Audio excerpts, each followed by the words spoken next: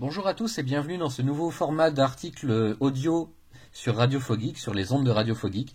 Je vous accueille avec plaisir sur la chaîne YouTube avec cette nouvelle émission qui aura pour thème les articles que j'écris jusqu'à présent sur les albums, comics, mangas et livres que je peux lire depuis que nous avons démarré le blog jusqu'à nos jours. Et le but de ces podcasts audio sera avant tout de faire découvrir au plus large public possible des articles un peu plus longs que la norme et qui permettront de faire connaître plus d'aventures de nos héros favoris. Par exemple, nous allons commencer par les 4 Fantastiques, donc Fantastic Four, par l'intégrale de 1961 à 1962 qui est publiée par Panini Comics en mai 2018. Franchement, qui ne connaît pas les 4 Fantastiques? Même de nos jours, alors qu'ils sont bien moins présents que les autres super-héros de Marvel, cette famille fondatrice de l'éditeur est une véritable légende vivante que l'on doit à la collaboration fructueuse et très imaginative du duo Stan Lee et Jack Kirby au tout début des années 1960, alors que le monde est en pleine guerre froide et que la course à l'espace est lancée entre les superpuissances de la planète. C'est ainsi qu'en 1961, Reed Richards, un scientifique de génie, détourne avec 3 comparses une fusée expérimentale de son invention, afin de franchir les premiers la barrière atmosphérique de notre chère planète bleue et de se lancer dans l'exploration spatiale. Malheureusement, leur voyage sera de très courte durée puisque la fusée, loin d'être aboutie, ne les protégera pas d'une rafale de rayons cosmiques dévastateurs. Miraculeusement indemnes malgré leur crash, nos 4 compagnons découvrent soudain qu'ils possèdent des pouvoirs étonnants. Reed peut s'étirer à volonté, Suzanne peut devenir invisible, Johnny s'enflamme littéralement et peut ainsi voler. Quant à Ben Grimm, il devient un monstre de roche au physique ingrat que l'on appellera par la suite simplement la chose. Pas le temps de tergiverser sur la nature de leurs pouvoirs. Nos héros décident d'emblée de les mettre au service de la communauté en devenant dès lors les 4 Fantastiques. Ne reculant devant aucun danger et combattant le crime sous toutes ses formes, ces êtres hors du commun ouvrent la voie à une toute nouvelle ère de héros, et le monde apprendra petit à petit à leur être reconnaissant et même à les honorer pour leurs braves actions. Mais c'est aussi et avant tout une petite famille, et c'est là l'idée révolutionnaire de Stan Lee à l'époque. Des héros avec des pouvoirs, ça existait déjà chez la concurrence depuis des années. Il fallait des héros dont le jeune public puisse se sentir proche des gens à l'air relativement normal, avec des problèmes du quotidien comme le manque d'argent, l'ingratitude, les vexations, parfois aussi la colère, voire la tromperie les uns envers les autres. Avant de faire leur trou, les 4 Fantastiques ont dû apprendre à s'accepter eux-mêmes tels qu'ils étaient, et faire avec leurs défauts et leurs forces en globalité. Pour certains, ce fut très difficile, comme par exemple pour la chose qui à plusieurs reprises s'emporte et menace de quitter le groupe car les autres ne lui font pas assez attention à lui, ou le traitent avec trop de pitié selon lui. Pourtant, ils finiront toujours par s'unir face au plus grand danger que la Terre ait connu. L'homme taupe et son terrible royaume peuplé de monstres gigantesques.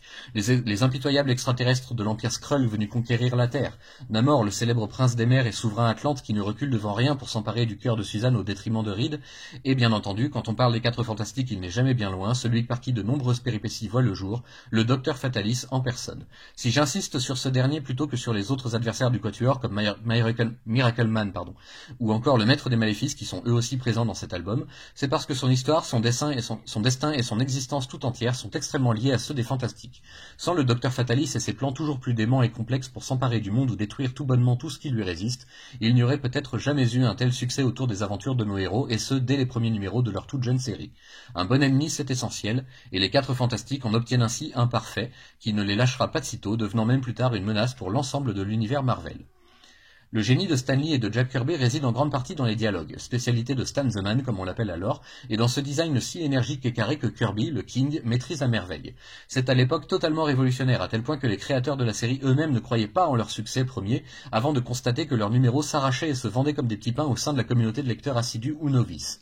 Faire du super-héros un genre à part entière, ou du moins le faire renaître de ses cendres après presque une décennie d'errance, telle fut la tâche pas si simple de notre duo d'auteurs à la vision prolifique et à l'imagination fertile. Le vrai secret, comme je l'ai dit plus haut, c'est de faire des super-héros dont le public pourra se sentir proche en tout point ou presque. Les problèmes du quotidien n'épargnent pas nos fantastiques explorateurs de l'inconnu, au point que l'on verra même Reed se demander comment diable s'en sortent les autres héros ayant de l'argent à ne plus savoir qu'en faire, petit clin d'œil à la concurrence qui ne s'était jamais soucié de tels détails. Les 4 Fantastiques sont une famille, mais aussi des explorateurs avant d'être des héros. Ils repoussent toujours plus loin les limites de la connaissance et du possible, de la science, de l'inconnu, rien ne les effraie. C'est donc tout naturel qu'ils soient les précurseurs de l'arrivée des autres super-héros de la firme Marvel, encore toute jeune, qui inonde alors le marché de ces créations si humaines. Héros comme vilains sont développés avec une véritable histoire, une vraie personnalité parfois attachante, parfois détestable, mais toujours si proche du réel que c'en devient troublant. Le soap-opéra réussit très bien à Stan Lee qui en tire presque toute sa gloire. Situation amoureuse compliquée, problèmes d'argent, secrets à garder, etc., etc. Bref, il y a alors, comme on le dirait dirait aujourd'hui, du drama à revendre dans les aventures de nos héros. Il peut bien sûr arriver que des situations totalement fantasmées ou farfelues apparaissent, mais les 4 Fantastiques ne reculent devant rien pour rétablir l'ordre et la justice pour tous, et alors même que ces gigantesques problèmes et intrigues deviennent presque ridicules face à leur bon sens et à leur volonté à toute épreuve. Pourtant, le groupe lui-même connaît des problèmes internes, des relations tendues, mais tout cela est toujours oublié le temps de passer à l'action car, au final, ils ont foncièrement bon fond. C'est cela, je crois, qui est à retenir davantage encore que le reste. Les 4 Fantastiques sont profondément humanistes, et comme un certain homme d'acier bien plus tôt, ils incarnent et font croître une sorte d'espoir universel que tout peut toujours être amélioré, repensé, ajusté. Quelle ironie donc que leur principal ennemi soit nommé d'après le concept même de fatalité, du destin inéluctable auquel on ne peut échapper, mais que nos héros toisent et dont ils triomphent bien des fois. Un nom qui en VO, en VO est traduit par Doom et qui en VF a été traduit par Fatalis, qui reprend donc la notion de destin et de fatalité. En conclusion, j'aimerais souligner la qualité de l'édition de Panini pour ses 9 premiers chapitres des aventures des 4 Fantastiques dans cette belle collection Marvel classique, des intégrales annuelles qui réussissent si bien pour les X-Men ou Spider-Man. Cette présente édition est un vrai bijou, hommage à nos plus belles heures de lecture, sur du papier impeccable et avec une jaquette et au dessin tout en relief, un doré du plus bel effet. Merci donc Panini de nous prouver que vous pouvez être capable du meilleur même si on vous accuse souvent du pire. J'espère maintenant que d'autres volumes de cette intégrale sont à venir et à attendre et je serai au rendez-vous, et vous aussi je l'espère. L'aventure ne fait que commencer et comme on dit, vive les Fantastiques.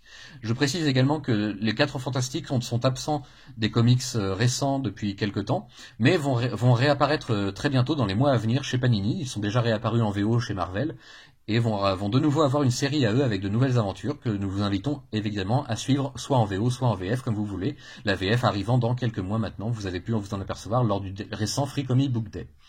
Merci à tous et je vous souhaite une bonne continuation et je vous dis à la prochaine.